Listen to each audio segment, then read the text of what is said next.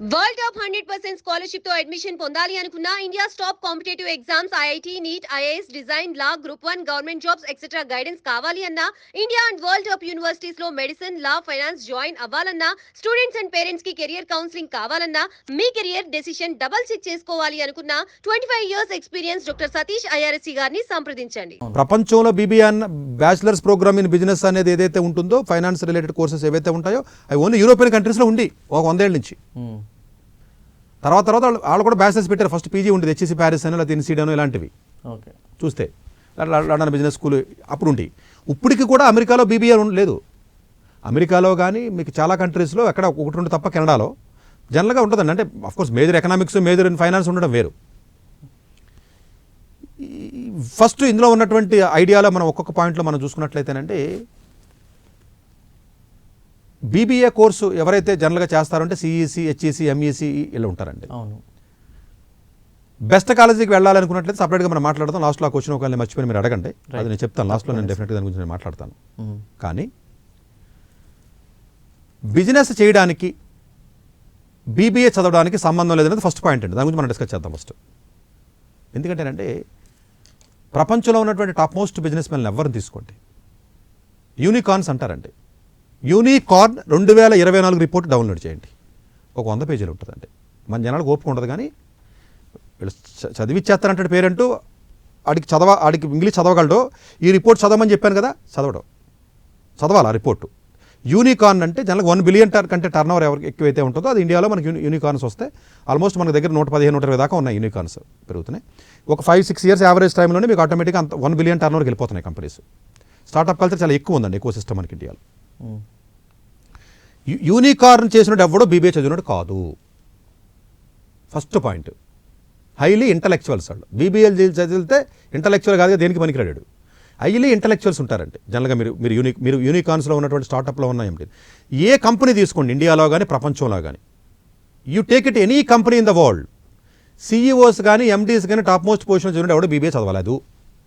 Second question. ఇలా చెప్పినప్పుడు మీరు ఏం చేయాలి? తెలివైన పేరెంట్ అయితే గూగుల్లోకి వెళ్ళి 2-3 గంటలు కూర్చుని మీ పిల్లల గురించే కదా పోయి ప్రతి కంపెనీలో సీఈఓ ఏం చదివాడు చూడాలి. కానీ చూడరాళ్ళు, కానీ చూడమని చెప్తున్నాం మనం. కానీ చూడాలి కదండి, కెరీర్కి సంబంధించింది కదా. ఎవ్వడో లేడు, నేను ఆన్ ది స్క్రీన్ చెప్తున్నా. ఎక్కడైనా ఒకళ్ళిద్దరు ఏమైనా ఉంటే ఉండొచ్చు, ఏదైనా 5 ఇయర్స్ ఎంబీఏ లాంటిది ఏదైనా చదివి ఏదైనా ఐఏఎంస్ అలాంటి చోట తప్ప ఉండరు. మూడో పాయింట్, బిజినెస్ చేయడానికి బిజినెస్ కోర్స్ చదవడానికి సంబంధం అసలు లేనే లేదు. ఎలా లేదు అంటే బిజినెస్ అంటే ఇప్పుడున్నటువంటి కాన్సెప్ట్ మీరు చూస్తున్నట్లయితే స్టార్టప్ కల్చరే కదా, అంతే కదండి. అవును. స్టార్టప్ కల్చర్లో ఒక ఐడియాని ఇంప్లిమెంట్ చేయడం, అంతే కదండి. ఐడియా క్రియేట్ చేయడానికి చదవక్కల. ఐడియా క్రియేషన్ అనేది డెఫినెట్గా మీ గూగుల్లోకి వెళ్ళి 100 ఐడియాలు వస్తాయి. ఆ ఐడియాని ఇంప్లిమెంట్ చేసి కెపాసిటీ కానీ దాని టెక్నాలజికల్గా ఉన్నట్టు ఇప్పుడున్న బిజినెస్ అనేది టెక్నాలజీ కదా. టెక్నాలజీ లేని బిజినెస్ ఉందా స్టార్టప్ ఏదైనా?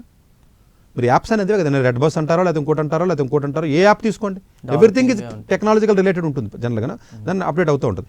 టెక్నాలజికల్గా ఐడియా ఉన్నటువంటి ఏవైతే స్టార్టప్స్ కల్చర్ ఎక్కువ ఉందో ఆ స్టార్టప్ కల్చర్ ఉన్న కల్చర్ ఎక్కువ ఉన్నది ఐఐటి ఢిల్లీ ఇండియాలో ఫస్ట్. అమెరికాలో చూస్తున్నట్లయితే యూసీ బర్క్లీ వరల్డ్లోనే. ఆల్మోస్ట్ మీకు స్టార్టప్ కల్చర్ చూస్తుంటే ఇప్పుడు ఇజ్రాయెల్లో టెల్ అవీవ్ యూనివర్సిటీ అని, లేకపోతే కొన్ని కాలేజెస్ ఏవైతే మీకు ఉన్నాయో స్టాన్ఫోర్డ్ ఉందనుకోండి, లేకపోతే ఇండియాలో ఉందనుకోండి బిట్స్ పిలాని ఉందనుకోండి, ఇలా టాప్ మోస్ట్ కాలేజీలో ఉన్నటువంటి టెక్నోక్రాట్స్ టెక్నికల్గా ఉన్నటువంటి స్టూడెంట్స్ ఎవరైతే ఎక్కువ ఉంటారో ఈవెన్ ఐఐఎమ్స్ నుంచి కూడా వాళ్ళు మాత్రమే స్టార్టప్స్ చేయగలుగుతారు. రోడ్డు మీద బీబీఏ చదివినోడు లేకపోతేనేమో ఎక్కడో గీతం కాలేజీలో చదివినోడు ఇంకో కాలేజ్ చదివినోడు బీబీఏ చదివినోడు దేనికి పనికిరాడు. ఎందుకంటే దానికి టెక్నికల్ నాలెడ్జ్ కావాలంటే. ఇప్పుడు మీరే స్టార్టప్ చేయాలండి. ఫర్ ఎగ్జాంపుల్ ఒకటి ఫండ్ రైజ్ చేయాలి, ఐడియా ఉంటే సరిపోదు. ఐడియా కాదు ఇంప్లిమెంట్ చేసి దమ్ము. ఐడియా కావాలంటే గూగుల్లో కొడితే వే వస్తాయి. మీకు ఇంకా అర్థమయ్యే భాషలో చెప్తాను ఉండండి. నేను సినీ నిర్మాతని, మీరు నా దగ్గర కథ పట్టుకొచ్చారు. సార్ మన దగ్గర మంచి సినిమా కథ ఉంది, మీరు డెఫినెట్గా ఈ సినిమా మీరు చేయాలన్నారు. కథ నచ్చింది నాకు, నేను నిర్మాతను కదా, పెట్టుబడి కదండి. కథ నచ్చినప్పుడు మీరు డైరెక్షన్ అడిగారు. కథ నేను తీసేసుకుంటాను తప్ప మీకు డైరెక్షన్ ఇవ్వను. నేను డైరెక్షన్ ఇవ్వాలంటే ఏం ఆలోచిస్తాను తెలుసా? నేను ఈ సినిమాని ఈ కథని డైరెక్షన్ చేసి కెపాసిటీ మీకు ఎందులో చూస్తాను. కథ చెప్పడం వేరు, పరుచూర్ బ్రదర్స్ డైరెక్టర్లు అయిపోవాలి కదా. తెలుగు ఇండస్ట్రీలో రాసిన సినిమా కథలు రాసిన అందరూ డైరెక్టర్లు ఎవరో కొంతమంది అవుతున్నారు చూడండి. అంటే కథ చెప్పడం వేరు, కథను డైరెక్ట్ చేయడం వేరు. డైరెక్ట్ చేయడానికి దమ్ము కావాలి, కథకి క్రియేటివిటీ. నేను నిర్మాతను కదా, డబ్బులు పెడుతున్నాను కదా 100 కోట్లు, మరి నేనే డైరెక్ట్ చేయొచ్చు కదా. కాదు, నేను డబ్బులు పెట్టేవాడిని, నేను డైరెక్ట్ చేయలేను. చూసారు ఎవరి రోల్ ఆడితే ఉంది కదా క్లియర్గా ఇక్కడ. ఒక ఐడియాని ఎగ్జిక్యూటివ్, ఒక ఐడియా చెప్పడం వల్ల ఇన్వెస్టర్ ఎవడు రాడు. ఈ స్టార్టప్స్ అన్నింటికి ఇన్వెస్టర్స్ అలా పెద్ద పెద్ద కాలేజీలు. ఇప్పుడు MIT నుంచి ముగ్గురు PhD వాళ్ళు వచ్చారండి మద్రాసులో. మీరు గూగుల్ చేయండి, కొత్తగా ఏఏలో ఒక ఎడ్యుకేషన్ ప్లాట్ఫామ్ పెట్టారు వాళ్ళు. IIT మద్రాసులో చదివారు, ముగ్గురు MITలో PhD చదివారు. స్టార్టప్ పెట్టారు, 2 ఏళ్ళ నుంచి రన్ చేస్తున్నారు. అలాగా మీరు you take it any startup in the world or India, even మీరు సిలికాన్ వ్యాలీ వెళ్ళండి, టెక్నాలజీకి లింక్ అయి ఉంటుందండి. ఒక ఇన్వెస్టర్ వచ్చినప్పుడు వీడి దగ్గర ఏ కెపాసిటీ ఉందో చూస్తాడు ఇన్వెస్టర్. మీరేమంటారంటే, ఓ పేరెంట్ ఇన్వెస్టర్ దగ్గరికి వచ్చి నాకు ఒక డబ్బులు ఇచ్చిందండి, నా దగ్గర డబ్బులు ఉన్నాయన్నాడు ఒక పేరెంట్ పొగరగా. నీ దగ్గర డబ్బులు ఉన్నాయి, డబ్బులు నమ్ముకుని వ్యాపారం చేసినట్టు దేనికి పనికిరాడు. నువ్వు డబ్బులు నమ్ముకున్నావా, డబ్బులతో వ్యాపారం చేసావు, అయిపోయావు జీరో. తర్వాత బ్రెయిన్తో వ్యాపారం చేయాలి. ఇది అర్థం కావాలండి పేరెంట్స్కి. వ్యాపారం చేసాడు, డబ్బుతో వ్యాపారం చేస్తున్నాడా, బ్రెయిన్తో చేస్తున్నాడా? డబ్బుతో వ్యాపారం చేశాడు, పోయినాయి. రోడ్డు మీద మళ్ళీ మామూలు మనిషే కదండి. ఇప్పుడు మీ దగ్గర ఉన్నాయండి ఒక 20 కోట్లు ఉన్నాయి, వ్యాపారం చేశారు, పోయినాయి. దేనికి పనికి వచ్చారు ఇంక మీరు? మీ దగ్గర బ్రెయిన్ ఉంటే బ్రెయిన్ మళ్ళీ మీరు పూరి జగన్నాథ్ సినిమా ఫెయిల్ అయిపోయినా పర్లేదు, ఇంకో సినిమా తీసి సక్సెస్ అవుతాడు. అటు బ్రెయిన్ ఉంది, టెక్నీషియన్ అండి. ఏం చేయాలి, ఎలా చేయాలి అంటే ఆడి దగ్గర వర్త్ ఉన్నవాడు. బిజినెస్ చేసినాడు, స్టార్టప్స్ 2-3 ఫెయిల్ అయినా, 4 ఫెయిల్ అయినా, 5వ స్టార్టప్ ఎందుకు సక్సెస్ అవుతున్నారు అంటే basically they are skilled persons. ఒకటి కాకపోతే ఇంకొకటి చేయాలి. Highly stronged persons. మెంటల్గా ఎలా ఉండాలి? చాలా స్ట్రాంగ్గా ఉండాలండి. మెంటల్గా స్ట్రాంగ్గా ఉండాలంటే ఎలాంటి ఎగ్జామ్ క్రాక్ చేయకుండా, ఎలాంటి మంచి చదవకుండా మెంటల్గా స్ట్రాంగ్ అవుతారా మీరు ఎవరైనా? ఇప్పుడు ఇంకా మీకు ఓపెన్గా చెప్పాలంటేనండి, మీలో జర్నలిజంలో ఎవడన్నా ఒకటి అంటే ఒక పర్టికులర్ ఫీల్డ్లో హై లెవెల్లో ఎర్నింగ్ ఉంది, ఒకటి తక్కువ ఉంది అంటే మీనింగ్ ఏంటి తెలిస్తే నాలెడ్జ్ కదండి. ఇది మెంటల్గా స్ట్రాంగ్. ఇడు ఫెయిల్యూర్ వచ్చినా వీడు దాన్ని పాజిటివ్గా తీసుకుని దాంట్లోంచి పైకి లెగ్గలిగాడు, ఈ లెగలేదు, అంతే తేడా. ఓకే. ఎప్పుడు రండి ఒక బిజినెస్ చేసి కూడా కావాల్సింది ఏంటంటేనంటే హై ఇంటెలిజెన్స్తో పాటు మెంటల్ స్టామినా స్ట్రాంగ్గా ఉండాలి. ఎన్నో దెబ్బలు ఒడిదొడుగు తగులుతూ ఉంటాయండి బిజినెస్ అంటే, అన్నీ చేయాలి కదా. ఆ మెంటల్ స్టామినా ఎవరికి వస్తుంది? ఎవడన్నా దగ్గర పెట్టుబడికి వచ్చాడు అనుకోండి, సతీష్ గారు డబ్బులు పెట్టుబడి పెట్టండి, వ్యాపారం చేస్తాను ఐడియా ఉందని చెప్పారు అనుకోండి, ఫస్ట్ ఏం చూస్తాను తెలుసా నేను, నువ్వేం చదువుకున్నారో అని అడుగుతాను నేను. సరే నేను చదువుకున్నానండి, ఏదో లా చదివాను, నలసార్లో చదివాను, లేదా ఇంకోటి ఏదో చదివాను అంటాడు. ఓకే, నలసార్లో అంటే ఏమనిపిస్తుంది నాకు, ఓహో నలసార్ అంటే వాడు క్లాట్లో 100-50 ర్యాంక్ తెచ్చుకుని ఉంటాడు. అంటే మెంటల్గా ఎన్నో ఒడిదుడుకులు తెచ్చుకుని ఎన్నో ఇబ్బందులు బట్టి ఫెయిల్యూర్స్ అయ్యి పాపం రోజు 10 గంటలు 15 గంటలు చెప్పిన ఒక ఏడాదిన్నర 2 ఏళ్ళు చదివి ఉంటాడు కదా. అంటే చదివి ర్యాంక్ వచ్చింది దాని అర్థం ఏంటి? మెంటల్గా స్ట్రాంగ్. మెంటల్ స్ట్రాంగ్ అంటే ఏంటి? మరి ఏదో రకంగా ప్రూవ్ అవ్వాలి కదా దానికి. తర్వాత లా చదివాడు, మంచి GPA వచ్చింది. ఓహో నలసారు హైదరాబాద్లోనే లేదా నలసారు బెంగళూరులోనే ఇటు చదివాడు. చదివిన తర్వాత చక్కగా ఒక 5 ఏళ్ళు చదివాడు. చదివిన తర్వాత ఇటు మంచి GPA 90-95% తెచ్చుకున్నాడు. అంటే ఏంటి? 5 ఏళ్ళు కష్టపడ్డాడు కదా. అలాంటి నేను BBA చదివాను కదా సార్, గీతంలోనూ అమృతంలో VET చదివాను కదా, నేను కూడా ఇది కష్టమే ఉంది, ఇది కాదు, దీని కష్టం కాదన్న విషయం ఇన్వెస్టర్ తెలుసు. ఇన్వెస్టర్ తెలివైనడు అండి. అయిపోయింది కదా. తర్వాత మీకు ఇంత వాడు మంచి జాబ్ చేశాడు 2 ఏళ్ళు 3 ఏళ్ళు. ఆ జాబ్లో లీడర్షిప్ రోల్స్ చేశాడా, మామూలు రోల్స్ చేశాడా, టఫ్ రోల్స్ చేశాడా, ఎలా చేశాడు? ఇదంతా కూడా ప్రొఫైల్ బిల్డింగ్ అండి ఇదంతా. అంటే ఇన్వెస్టర్ మీరు మాట్లాడితే ఎమోషనల్గా మాట్లాడితేనో కౌరులు చెప్తేనో ఎవడని వింటాడా?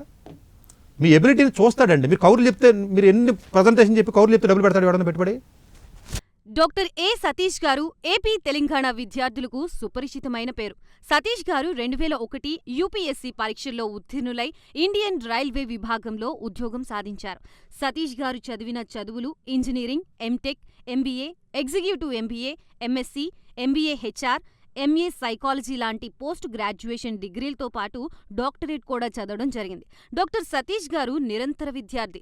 అలాగే సతీష్ గారు పలు ప్రతిష్టాత్మక కాంపిటేటివ్ పరీక్షల్లో UPSC నిర్వహించే సివిల్ సర్వీసెస్ పరీక్షల్లో 159వ ర్యాంక్, అలాగే ఇంజనీరింగ్ సర్వీస్లో 24వ ర్యాంక్, గేట్ ఎగ్జామ్లో 4వ ర్యాంక్, క్యాట్ ఎగ్జామ్లో 99.8%, GMAT ఎగ్జామ్లో 760 స్కోర్, ఇలా పలు కాంపిటేటివ్ ఎగ్జామ్స్లో మొదటి ప్రయత్నంలోనే ఎన్నో ర్యాంకులు సాధించారు. ఇన్ని క్వాలిఫికేషన్స్, డిఫరెంట్ కాంపిటేటివ్ పరీక్షల్లో ర్యాంకులు సాధించిన వ్యక్తులు మన ఇండియాలో చాలా అరుదని చెప్పాలి. ఇలాంటి అకాడమిక్ల పరంగా, కాంపిటేటివ్ల పరంగా ఇన్ని ర్యాంకులు సాధించడంతో పాటుగా గవర్నమెంట్ ఉద్యోగం చేస్తూ పలు అవార్డులు తీసుకున్నారు. సతీష్ గారికి జనరల్ మేనేజర్ అవార్డు జోనల్ లెవెల్లో, ఆల్ ఇండియా లెవెల్లో నేషనల్ లైఫ్ టైమ్ అచీవ్మెంట్ గుర్తింపులు దక్కాయి. అప్రిసియేషన్ ఆఫ్ ప్రెసిడెంట్ ఇండియా నుంచి గానీ, life time Sevashri award from Andhra Pradesh మంత్రుల నుంచి అందుకున్నారు. వీటితో పాటు పలు రకాల అవార్డులు అందుకున్నారు. ఎన్నో ప్రతిష్టాత్మక ఆర్గనైజర్స్ సంస్థలో పర్మనెంట్ మెంబర్గా ఉన్నారు. కష్టపడి పైకి వచ్చిన వ్యక్తి కావడం వల్ల గత 20 సంవత్సరాల నుంచి ఎంతో మంది చిన్నపిల్లల దగ్గర నుండి 5, 6 తరగతి విద్యార్థుల నుంచి పెద్ద పెద్ద పీజీ, పీహెచ్డీ కాలేజీలకు వెళుతూ విద్యార్థులకి అవగాహన కల్పిస్తూ ఉంటారు. ప్రతి విషయంపైన డాక్టర్ సతీష్ గారు స్పష్టమైన అవగాహన కలిగి ఉన్నారు. డాక్టర్ సతీష్ బలంగా నమ్మే సూత్రం ఏంటంటే అవేర్నెస్ ఈజ్ ఎవ్రీథింగ్. మనిషికి అవేర్నెస్ ఉంటే ఏదైనా సాధించగలరు. ఒక్క మోటివేషన్తోనే కాదు, ఏది చెయ్యాలి, ఏది చేయకూడదు, ఎలాంటి డెసిషన్ తీసుకోవాలనే విషయాలపై, ముఖ్యమైన విషయాలపై అవగాహన కల్పిస్తూ ఉంటారు. అలాగే గవర్నమెంట్, ప్రైవేట్ జాబ్లే కాకుండా ప్రపంచ దేశాల్లోని జాబ్స్ పై కూడా అవగాహన కల్పిస్తూ ఉంటారు. ఉద్యోగాలతో పాటు పెద్ద చదువులైన ఐఐటి వంటి వాటిపై సెషన్స్ నిర్వహిస్తూ ఉంటారు. ఇప్పటి వరకు 3 లక్షల సెమినార్లు ఒక్క రూపాయి తీసుకోకుండా ఉచితంగా నిర్వహించారు. ఇందులో భాగంగా మన ప్రైమ్ 9 ద్వారా విద్యార్థులకి మోటివేషన్ ఇవ్వడానికి మీ ముందుకు వస్తున్నారు డాక్టర్ సతీష్ గారు. వరల్డ్ టాప్ 100% స్కాలర్షిప్ తో అడ్మిషన్ పొందాలి అనుకున్నా India top competitive exams IIT, NEET, IAS, design, law, group 1 government jobs etcetera guidance కావాలి అన్నా, India and world top universities లో మెడిసిన్, లా, ఫైనాన్స్ జాయిన్ అవ్వాలన్నా, స్టూడెంట్స్ అండ్ పేరెంట్స్ కి career counselling కావాలన్నా, మీ కెరియర్ డెసిషన్ డబుల్ చెక్ చేసుకోవాలి అనుకున్నా 25 years experience doctor Satish IRSC గారిని సంప్రదించండి.